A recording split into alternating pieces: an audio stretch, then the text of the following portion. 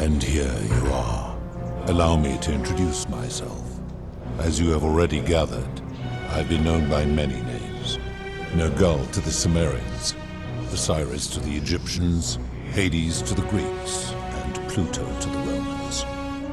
But the one constant through it all has been my title, God of the Underworld.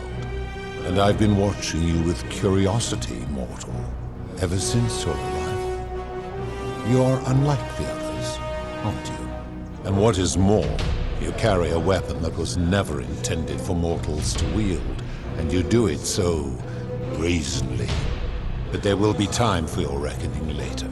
First, as a reward for undoing the desecration of my obelisk, I will allow you to satisfy your curiosity. Ask what you will. My story is many thousands of years long. You will need to be more specific. What do you wish to know? It is a matter of perspective. God is a label I was given by you mortals, not one I gave myself. Your ancestors revered me because to them, my knowledge and technology made me incomprehensibly powerful, just as you might seem so to an insect. But despite all that, there are rules even I must obey. My kin and I all adopted this form long ago, so that we might better understand and communicate with your kind.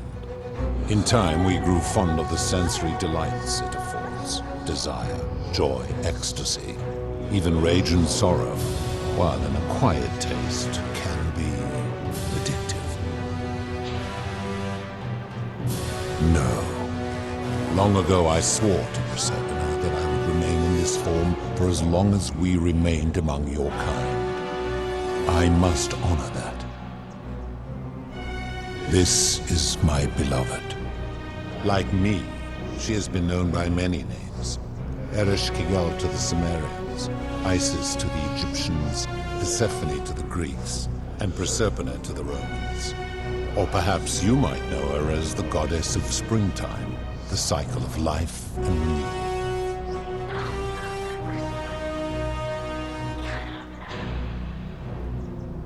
Your gaze lingers too long. That is my servant. You would have met by the river, though she wears many faces and goes by many names. Kumutubal to the Sumerians, Kirti to the Egyptians, Charon to the Greeks, and Charon to the Romans. Her role is to ferry souls between the mortal world and this one, and to make their transition as seamless as possible. For that, she earned herself the infamous, if erroneous, moniker, the Ferryman. You will talk more later. For now, ask your questions. As you wish. It has come to be known simply as the Underworld, and it exists because of a wager I made long ago. That is a long story, one that began over 3,000 years ago and continues to this day. You see, long ago my kin and I set out from our home on Elysium to search for other forms of life among the stars. We discovered your planet and witnessed your kind evolving from primates into something lawless and barbaric. You all but destroyed yourselves, your 2 short lives being extinguished by violence and ignorance and disease. Yet Proserpina saw raw potential in you, and persuaded the rest of us it would be squandered without our intervention and stewardship. So we revealed ourselves to your people in a place called Sumer. We offered guidance in agriculture, toolcraft, and law, and you called us gods. For a time you flourished, but soon you were too many for us to oversee. And as you spread from that cradle of civilization, we saw something disturbing. We had sown the seeds of dependency and confusion, and soon you returned to your old ways of violence and ignorance, this time in our name. My kin had seen enough, and gave up on your kind, condemning you as barbaric and chaotic, scarcely more than animals. We began preparations to return to Elysium, our home world, a utopia unspoilt by conflict and unimaginable in its beauty. But my Proserpina could not bear to abandon your kind without guidance, and knowing it would force the rest of us to leave her behind, she made an extraordinary sacrifice. She gave up her immortality to descend permanently to the ranks of humankind. And so she began her inescapable trajectory toward death. Horrified, I acted swiftly. I placed her in suspended animation in a deep frozen sleep to prevent age and sickness from claiming her. And then I pleaded with Proserpina's father, who the Romans called Jupiter, to bring her with us to Elysium. It was and is my hope that once there, we might one day learn to undo what she has done to herself. But he refused. I did everything I could to persuade him, but he would not relent. He would rigidly uphold his final pronouncement. Humans were unworthy of ascension to Elysium, and no exceptions would be made. But seeing that I was aggrieved, he proposed a wager, the terms of which were as follows. If even one human city could prove itself capable of living without sin for a single year, then Proserpina and all of humanity would be permitted to join us in Elysium. My part would be to remain behind, the last of my kind, to watch over you without interfering, and to sit in silent judgment. And so my reward has been to languish here, enduring a 3,000-year winter, waiting for the day your kind proves itself worthy of her faith in you, so that I might take her with me to Elysium and unthaw my goddess of springtime. And here I am, after all this time, still waiting. There were also gods who, like me, have been known by many names, but perhaps you knew them by their Roman names. Our leader Jupiter, as well as Neptune, Saturn, Juno, Minerva, Mars, Venus, Apollo, Diana, Vulcan, Vesta, Ceres, and of course, my beloved Proserpina. As the first wave of your kind arrived from Sumer, I had them build a city in their own fashion, so that they might be comfortable and recreate their lives here. I had them build the entrance as a vertical shaft leading to baths to cleanse them of the sins of their former lives and to prevent escape. I watched wave after wave of Sumerians arrive, and as their civilization declined over the centuries, they were replaced by Egyptians. Of course, believing themselves to be the superior civilization, the Egyptians promptly built over what had been built before and made all the same mistakes. After another 1,000 years, the Greeks began to arrive, and then the Romans, and they all did the same thing. They built upon the underworlds of their predecessors, renamed their gods, and ensured their foundations were forgotten.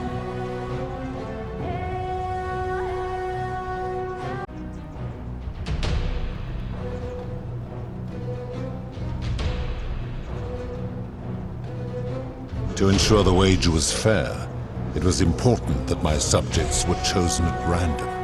To this end, I had my servant distribute 1,000 tokens fashioned from silver, a rare element at the time, across all of Sumer. Whoever died while in possession of one of them would be located by my servant and ferried to this place, with no memory of how they arrived. As the tokens were discovered, they were traded, smelted, and fashioned into trinkets, and eventually coins, spreading to Egypt like seeds on the wind. Later, when they spread to Greece, they would come to be known as Charon's obol, or as coins for the ferryman.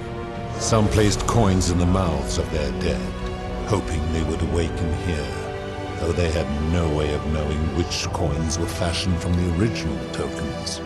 In fact, almost all of the tokens are accounted for, only 2 remain.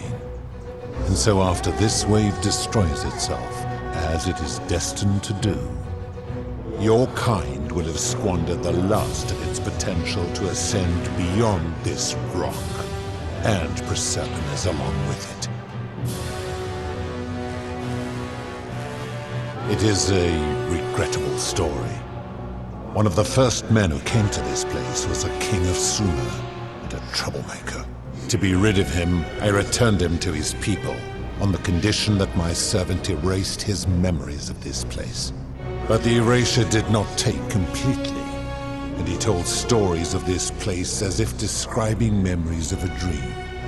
His tales were committed to writing, which came to be known as the Epic of Gilgamesh, and his words were twisted and distorted over generations.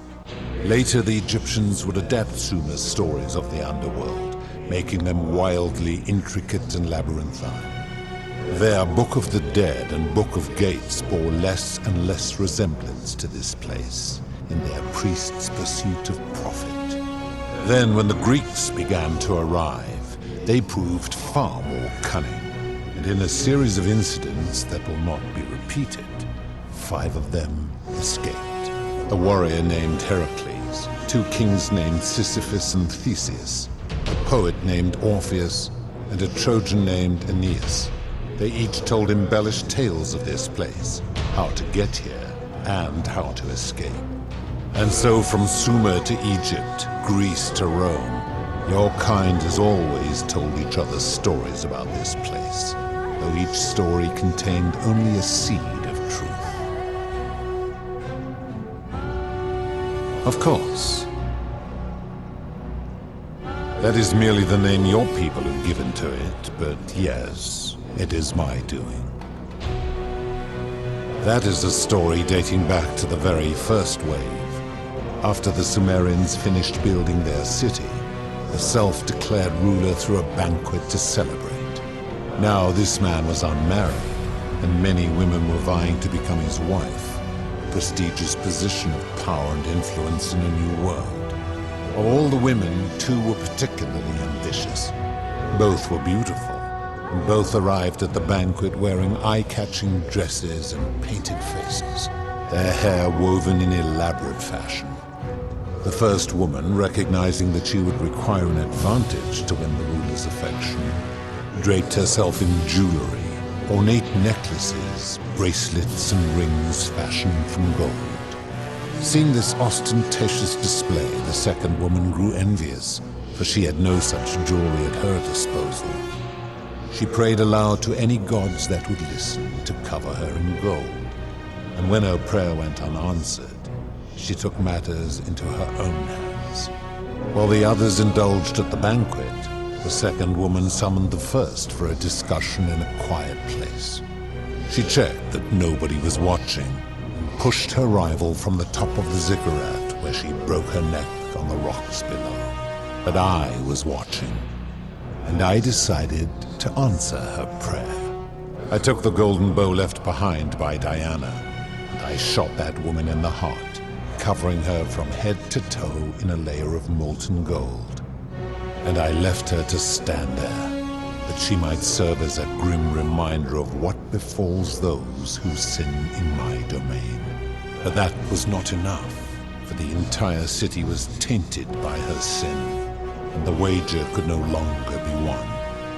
So I had no choice but to wipe the slate clean. I gilded them all, to make way for a new wave, and began the wager again. And to this day, each of them, and all who came after, line the halls of this city, inanimate but conscious, suspended in time with only their sight and hearing preserved, so they may bear witness to and lament the folly of your kind for eternity, as silent golden sentinels. I give your kind a second chance at life, as well as ample warning about my law. And when you disobey, and you always disobey, you force my hand, bringing terrible suffering upon yourselves. And so you ask if I am the one destroying your lives. And I say, no, you destroy yourselves. I am merely the means by which you do it. When my kin departed, they left behind many relics which I inherited. A consolation prize of sorts. The golden bow originally belonged to one of my kin, who the Romans called Diana. As my collection of golden statues grew, I chose the most ferocious among them and equipped them each with a duplicate of her bow, and tasked them with hunting down the Forsaken at my behest. They became known simply as Furies. I've always considered that the cornerstone of morality is the ability to determine right from wrong on one's own. No attempt to lay out rules like your Code of Hammurabi or your 12 Tables of the Roman Republic can ever cover all possible scenarios. This should come as no surprise to you, since the core principle has been expressed in many forms by many of your civilizations. The Egyptians made a rudimentary attempt with "do to the doer" to make him do. The Greeks refined it with "avoid doing what you would blame others for doing." The Roman Stoics added, "treat your inferior as you would wish your superior to treat you." Even the so-called cultists hiding among you often say, "Do unto others as you would have them do unto you." It is the simplest of concepts, and each one of you is born with the faculties required to apply it to any situation. Yet none of the peoples who expressed this rule were able to uphold it. Curious, is it not?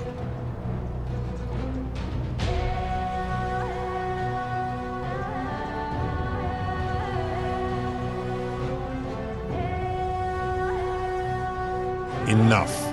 You clearly know nothing. I've all... For you, perhaps. I'm able to commune with all of the statues in the city. Their ears are my ears, and their eyes are my eyes. If she was still conscious, I suppose she could, but she's not. Why do you ask?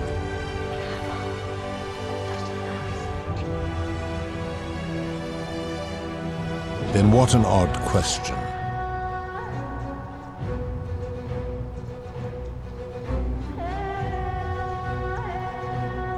Do you plan to speak in sweeping generalizations, or are you going to give me an example?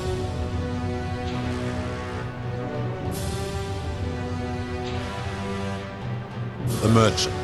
How is that inconsistent with the rule I've outlined? I disagree. Having watched this merchant, that is precisely what he would expect from others, and he would be quite capable of paying the price anyway.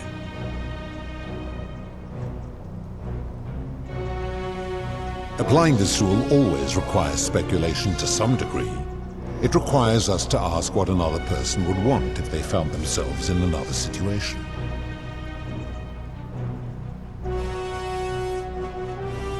Not if we're wise enough to know the mind of man.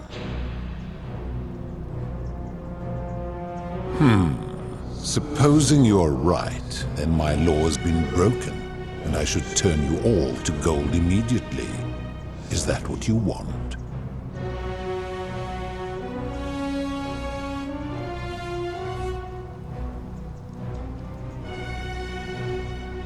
Then your desire to be right outweighs your desire to survive. You will make a fine statue.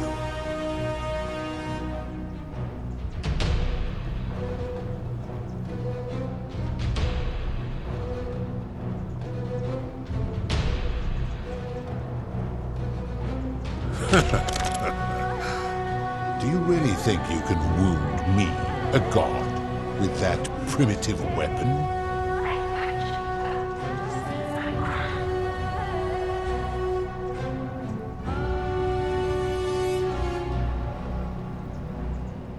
How dare you threaten her? This ends...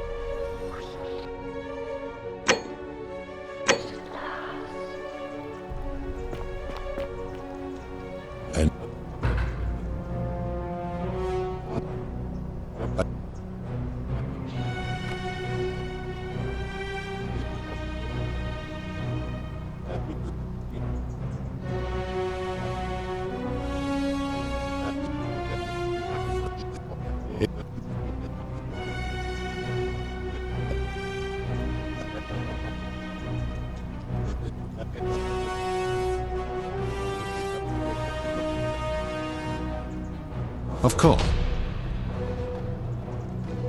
That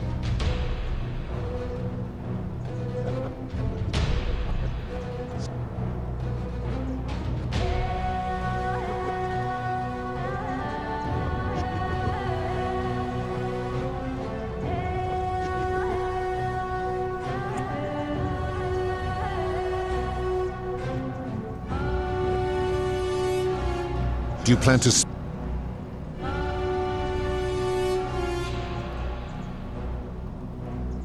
Ah, yes, the dead bondsman. Taking one's own life is a self-directed act.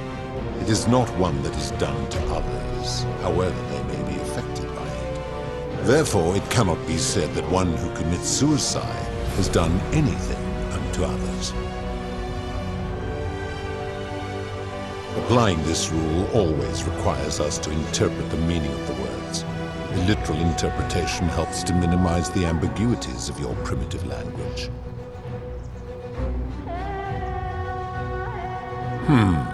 Supposing you're right, then my law has been broken. Now tell me, what other city... The merchant. How is that inconsistent?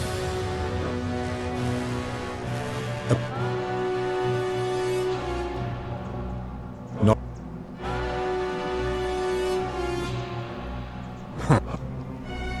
Ah, the tavern keeper, yes? How is that inconsistent with the rule?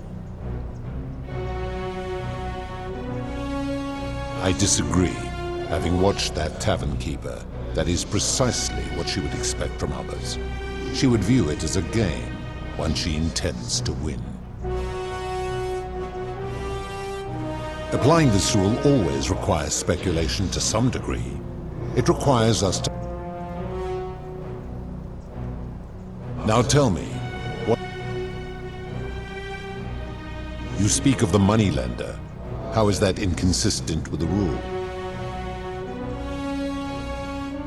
And he would never have signed a contract pledging his labor for 30 years. All he did was enforce the terms of a contract signed voluntarily by others.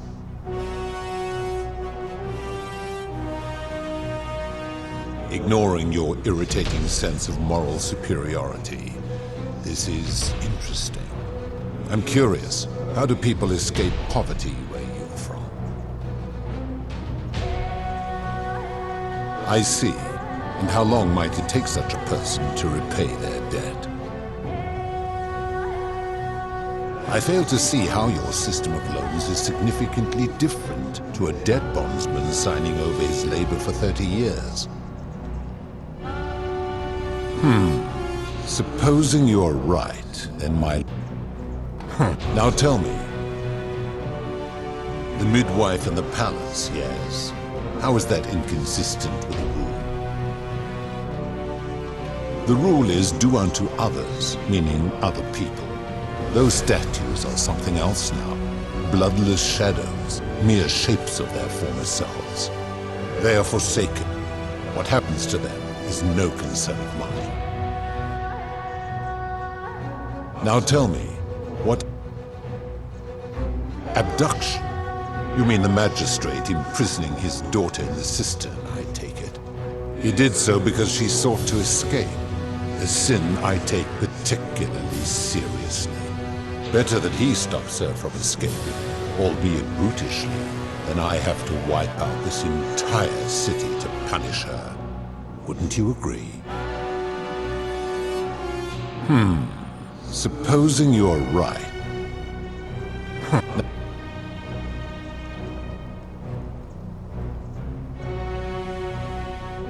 Do you honestly think you could do better?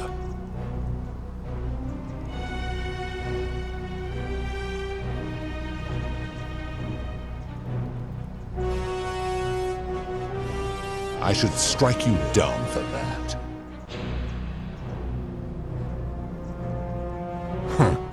Now, did you have any other questions before your reckoning?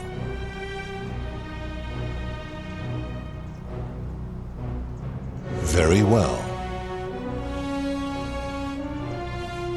That is...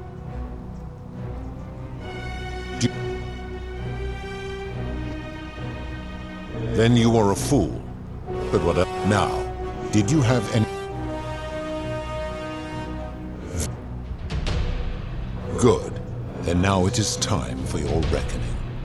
Only, it seems, something is wrong. It has long been within my power to see into the hearts of mortals and weigh their deeds in life. But when I peer into you, I see only a blank slate, as if you did not exist until you appeared in this city. How is this possible? Charon, where did you find this one? I do not remember ferrying you. How did you come here?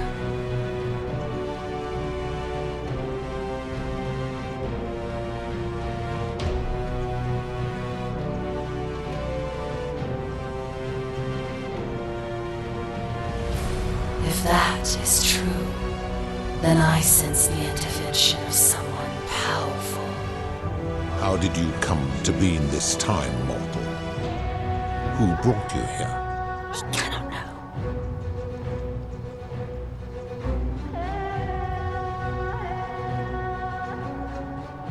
Impossible! No mortals possess such power.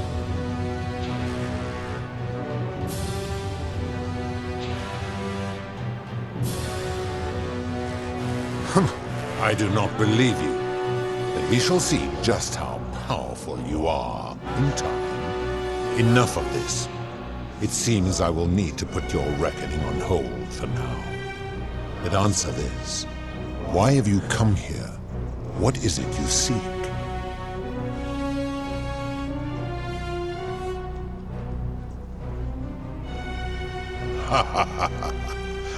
Your hubris is amusing, so I will allow you to make your case. But I warn you, if you anger me or waste my time with lies or wrong-headed arguments, you face death here. So, tell me, why should I put an end to the so-called Golden Rule?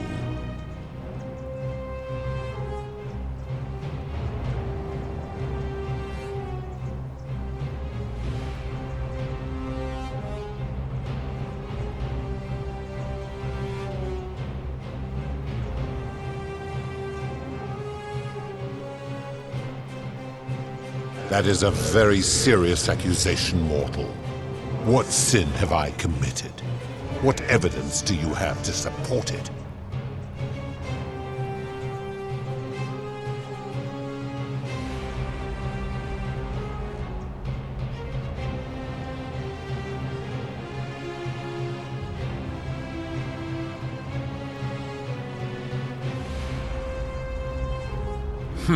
I am well aware of the story told by the Greeks and Romans of my so-called abduction.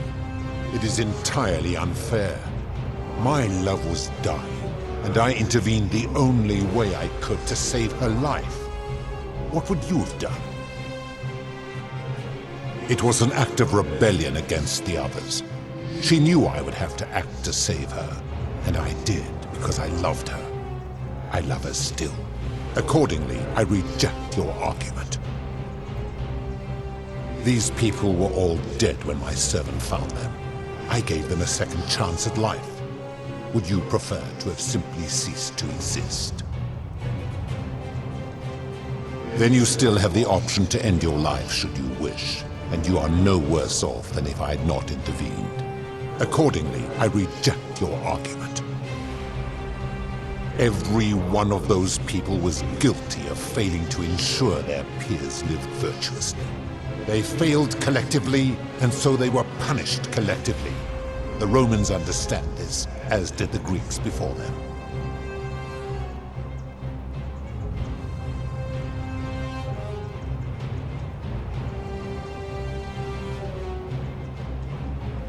Ah, but I'm a god, and you are a mortal. Why would you expect me to treat you as I treat my own kind? You are not a peer. You are not a respected equal. Let me ask you this. Do you treat insects as you wish to be treated?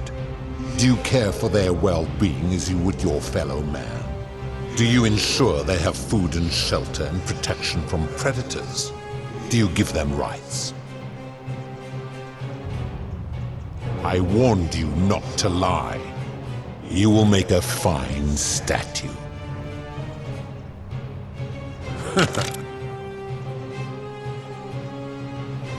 the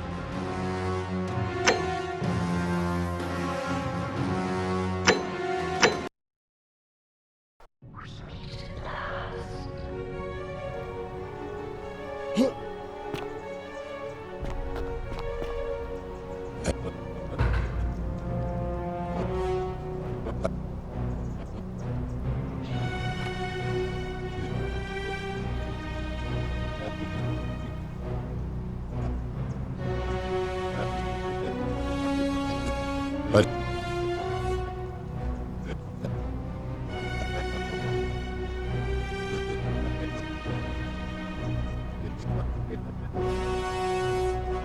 of course, this is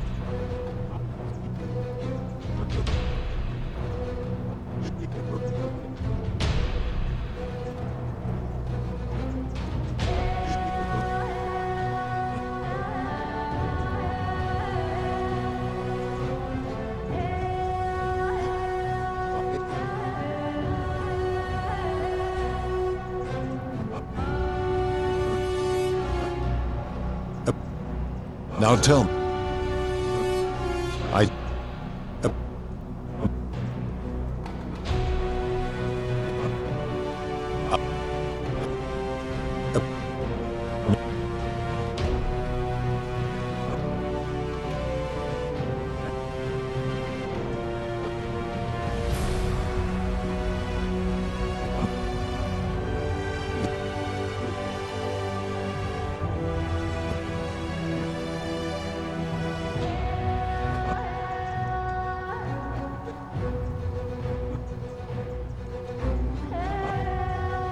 do you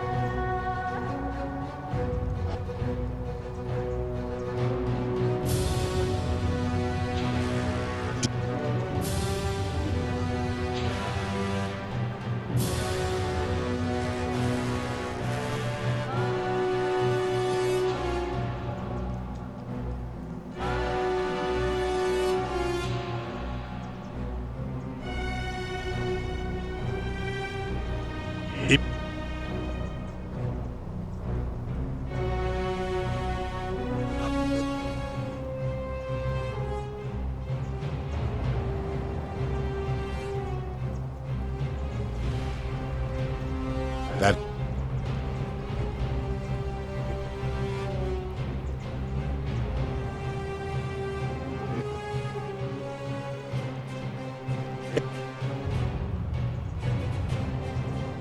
how unfortunate that we are not where you are from. Ah, but I'm a... Of course not, because that would be absurd, just as it would be absurd for me to treat your kind as equals.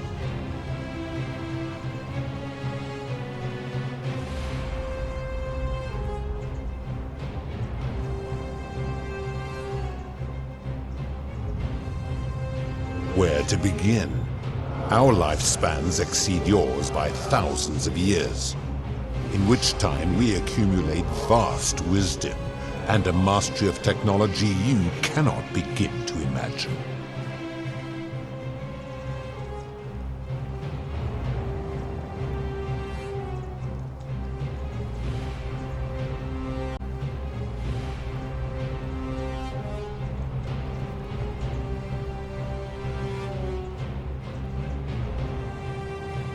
It would be most unwise to get ideas about attacking me, because that is the source of our power over you. You could say that.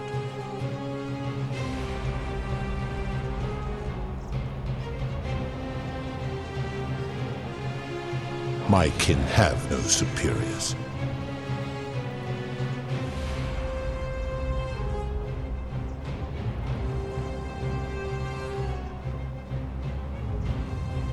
That is true. Go on. Make your point, mortal.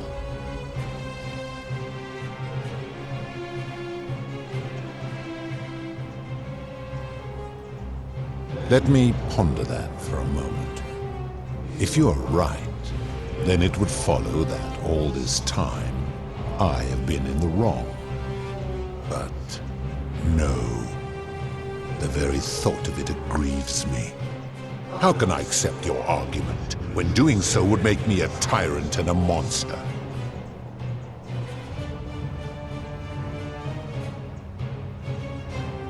Wait, what? What are you saying?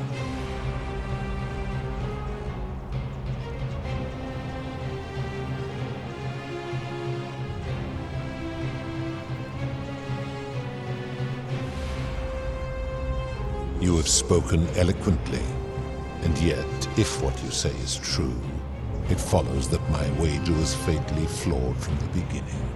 But that would mean Jupiter, Proserpina's father, who knew more about you than anyone, proposed a wager I could never win. Why would he do that?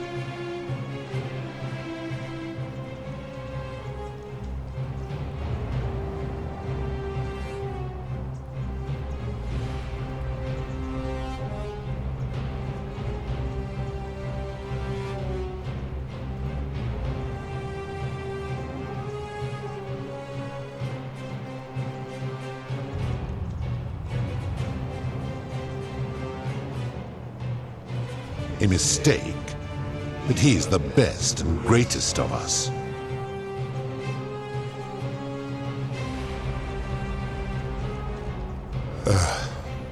Your words sting me, mortal.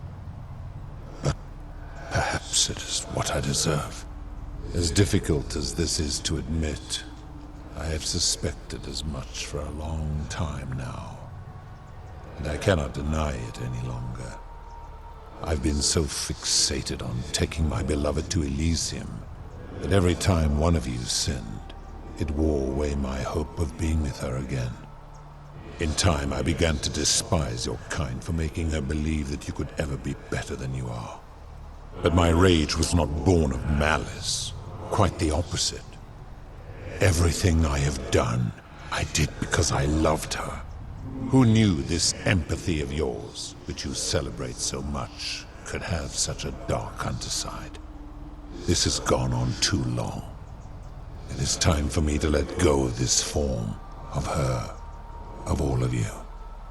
But know this, if I abandon the wager and leave for Elysium, neither she nor your kind may ever ascend.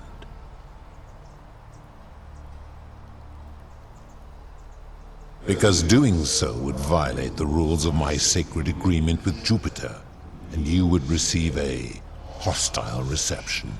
The best I can do is return you to the land of the living. I will have Charon make arrangements to ferry the others. But as for you, be aware you will be separated from the rest.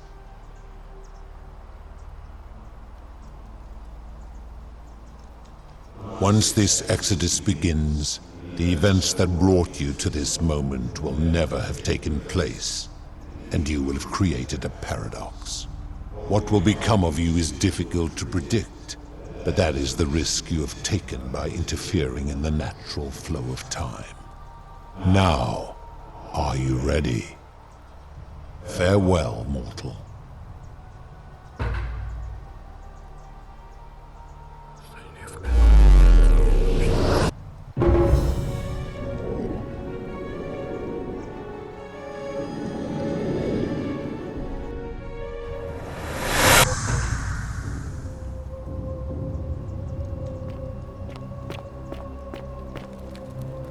Oh.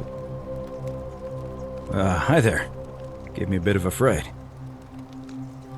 Well? Know who you are. Oh, did that lady in the forest send you in here after me? I guess I lost track of time. I'm fairly fortunately for us, the last person in here was a Roman. Apparently there was a community of 20-something people trapped in here. They believed that if even one person sinned, an unknown god would cast them all into gold, like the thousand. Then, one day, Just as Galerius had finished praying, an oracle appeared, said barely a word, and entered the temple of the mysterious god, this one here, and demanded an audience. And the doors just opened up to him. Nobody knows what went on in there, but Galerius wrote the oracle must have been more persuasive than Odysseus, because the next thing he knew, the ground shook, and the voice of that god rang out over the city. The many have suffered long enough. Unfortunately, Galerius' account just sort of stops after that, leaving a lot of questions unanswered. What became of him and the other people who lived here? What happened to all the golden statues? And did this mysterious oracle single-handedly undo the curse that had terrorized people for hundreds of years?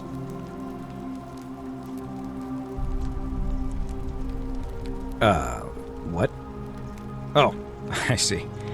Anyway, I think I found a way out through the aqueduct that brought water into...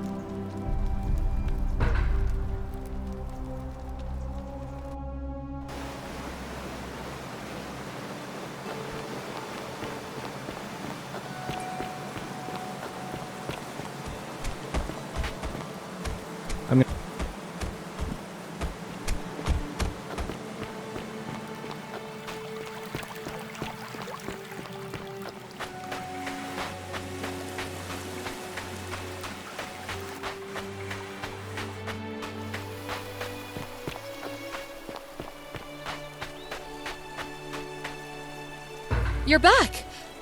But... you're...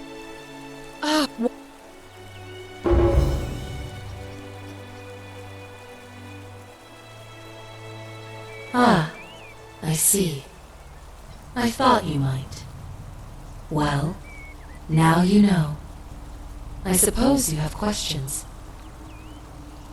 You...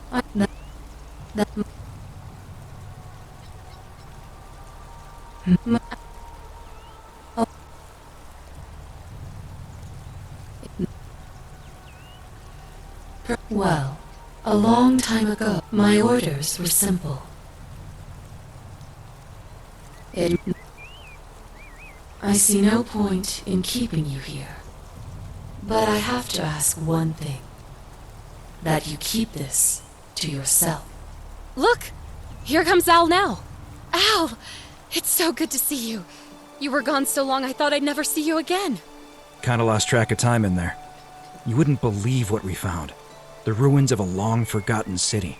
And there was a tablet describing an oracle who confronted a god and undid an ancient curse. Sounds like quite a story. And I look forward to hearing all about it. But... you two look exhausted. Why don't you hop in my boat and...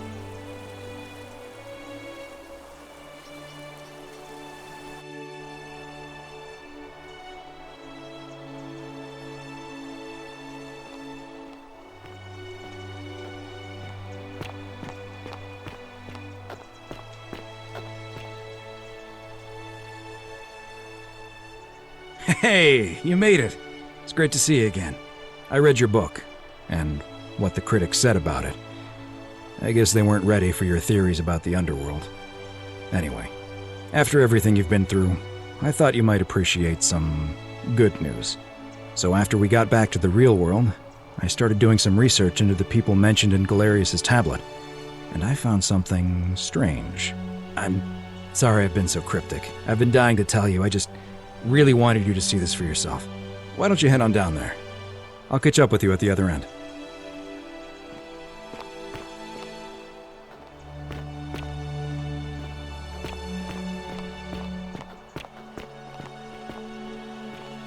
Oh, hello.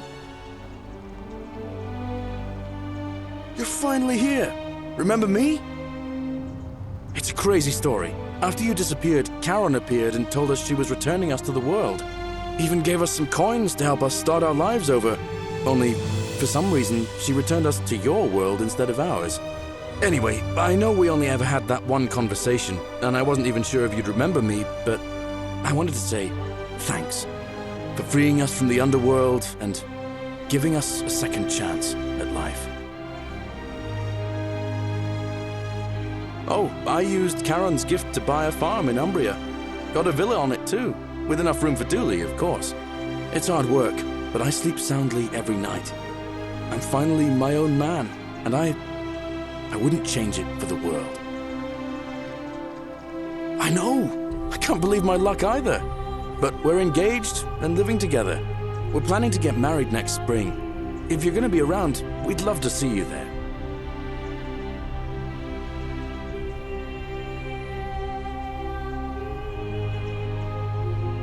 Of course, there's a whole museum full of people waiting for a chance to thank you, so you better keep moving. We'll speak again soon, my friend.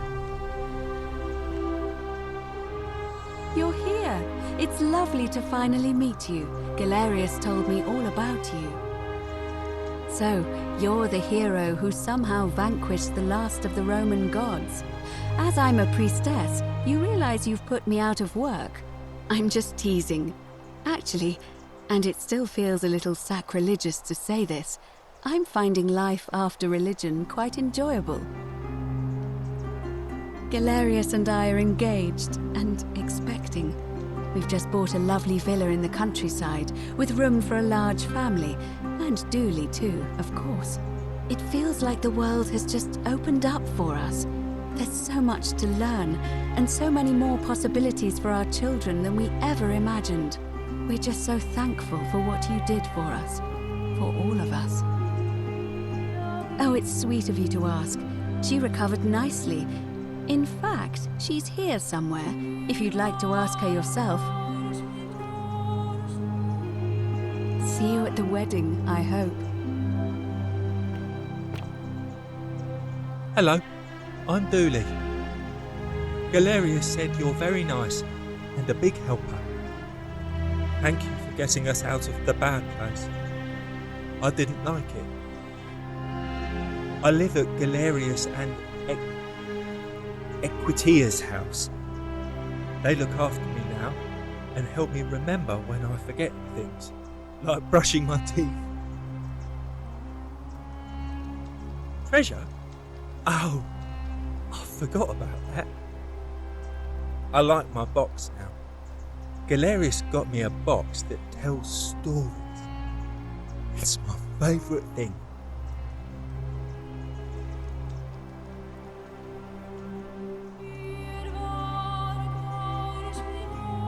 Treasure? Yeah. Bye-bye.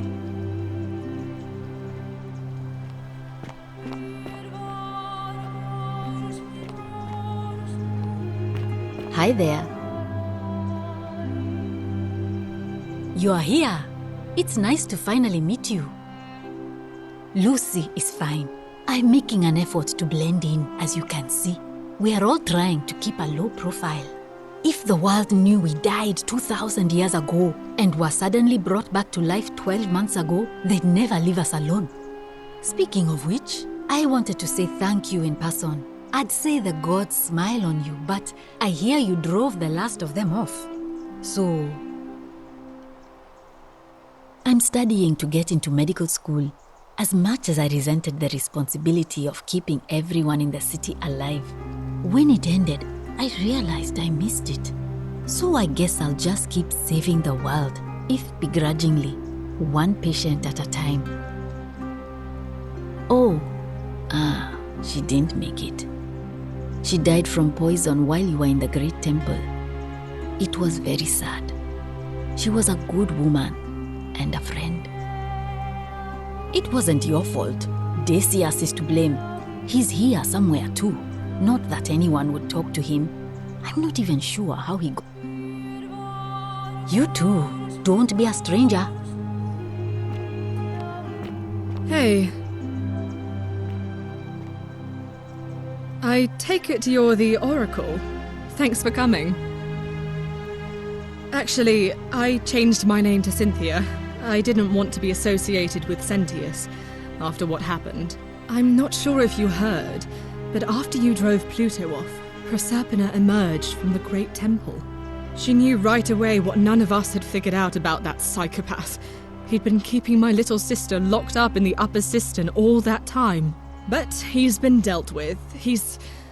you know what? The important thing is, we'll never see him again. Anything I want. I'm a woman of means in a vast new world. I can go wherever and do whatever I please. Of course, I mostly just stay in my villa and have my servant Alexa summon things for me, because it's just awful out there.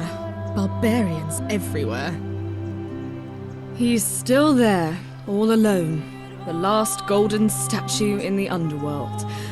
Trapped in a metal shell, slowly losing his mind until the end of time. Eternal torment. Just what he deserves, if you ask me.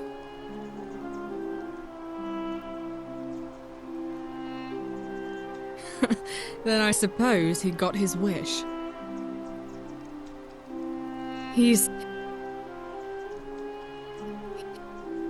Meh, I try not to think... You too.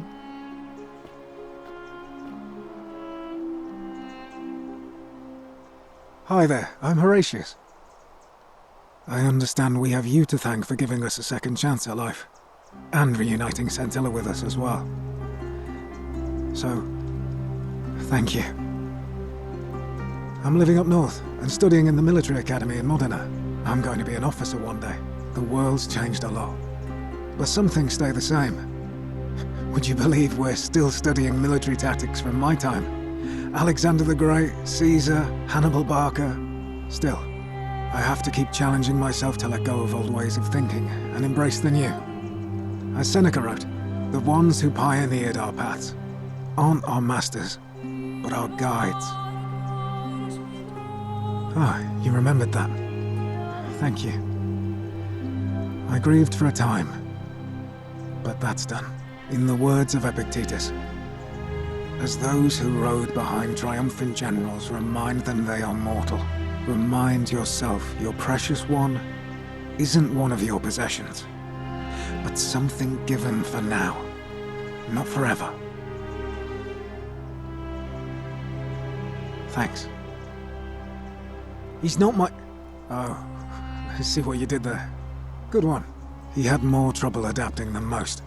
He got himself disqualified from the UFC, so he started some kind of underground blood sport tournament, like we had in Rome. Suppose it appealed to people's baser instincts. And they say he made some good coin, killing a bunch of men like that. But his luck finally ran out, and his life along with it. You know what they say. Live by the sword, die by the sword. You're not wrong. And you, farewell.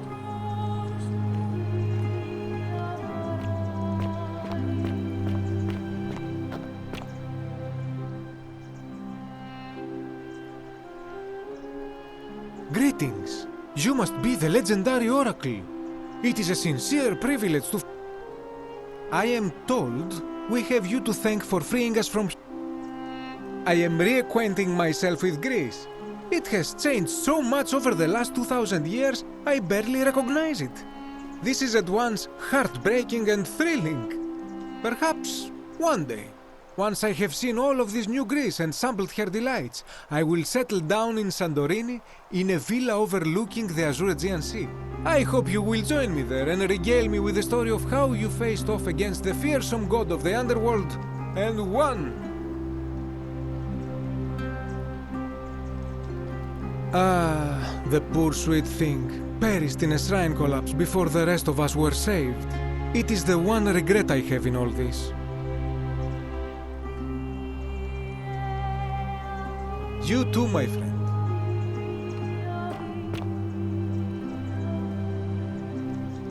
I take it you're the oracle everybody's talking about. It's a pleasure to finally meet you. We have... I'm sorry, I don't remember. In any case, I'm Philip. I never thought I'd leave that cave, let alone the city. And now I'm living in the 21st century. What a time to be alive. And it seems I have your catabasis to thank for it. I'm working as a consultant to the Faculty of Classics at Cambridge University, helping fill the odd gap in their knowledge. Not that I need the money, but I do love being around enlightened minds again. My sincere thanks once again. Some soiree, innit? Oh, hello at last. You must be the oracle I've heard so much about. I'm Dacius. Listen, I wanted to express my sincere appreciation for what you did. If it wasn't for you, I'd never been able to sell all those useless old relics I accumulated. Whatever you did in that temple made me a very wealthy man. Thank you. Such acerbic wit. I love it.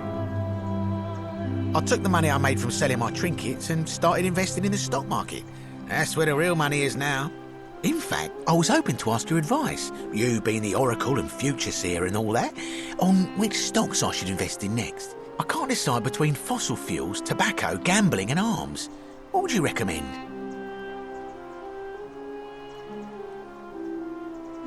Oh, don't be like that. You can tell your old pal Dacius. I won't take no for an answer.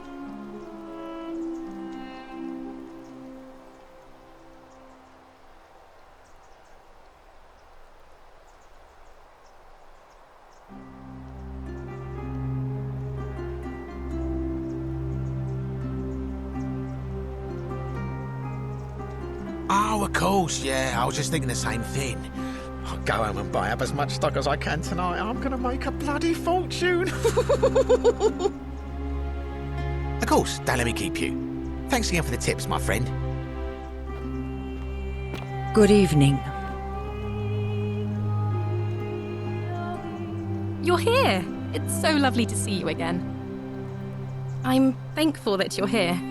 I was sure the person who drove off the last pagan god would have more important things to do than visit the likes of us. But thank you for coming and for saving our lives. What you did was extraordinary, and I'll never forget it. I'm living in Rome again, in a charming little flat by the Tiber, not far from my old place. Oh, and I'm training to be a crisis counsellor.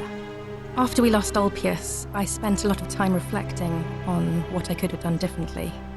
I couldn't shake the feeling that if I'd just found the right words, he'd still be with us today. In the end, I decided to devote the rest of my life to helping others like him. Thank you. That means a lot. And you. Oh, and I hope this isn't too forward, but some of us are going out for a drink after this, if you'd like to join us. Wonderful. I'll see you soon. Greetings. Thank you for your kind words and for liberating us all. In all the time I was in the underworld, I never once imagined that I might end up in a place so much like Elysium. I'm recovering. Octavia was kind enough to let me stay with her for a while, at least until I'm well enough to be independent again. She still talks wistfully of you.